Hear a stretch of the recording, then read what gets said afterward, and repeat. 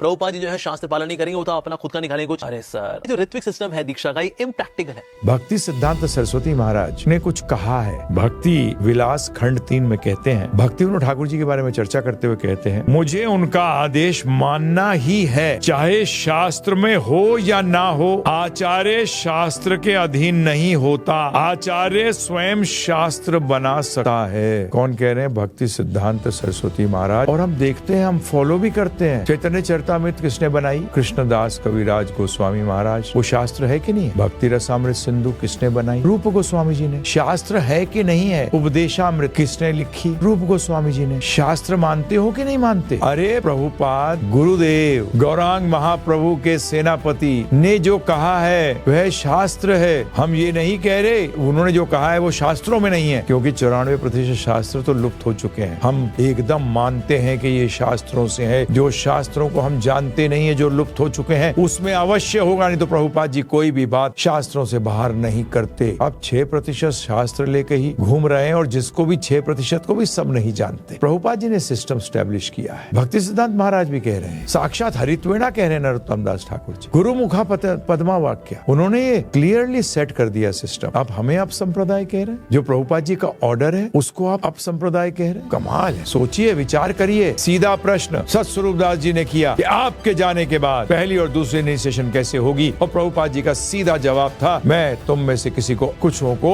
Officiating आचार्य बनाऊंगा। और ध्यान रखिएगा, यहाँ आचार्य शब्द उस व्यक्ति को संबोधित नहीं कर रहे हैं। जैसे हम कहते हैं ना ऑफिशिएटिंग मैनेजर, अर्थात वो मैनेजर नहीं है, वो मैनेजर के बिहाफ पे ऑफिशिएट कर रहा है। ये अर्थ होता है ऑफिशिएटिंग मैनेजर का। इसी तरीके से आचार्य तो प्रभुपाद है, परंतु आप ऑफिशिएट कर रहे हो, सिर्फ आचार्य नहीं बन गए। ये गलती मत कर बैठना। जैसे ऑफिशिएटिंग मिनिस्टर होता है ना, मंत्री, तो वो मंत्री नहीं बन गया, वो मंत्री के बिहाफ पर कार्य कर रहा है। सोचिए, विचार करिए। सीधा प्रश्न सीधा उत्तर, आप उसी को घुमाए जा रहे हैं।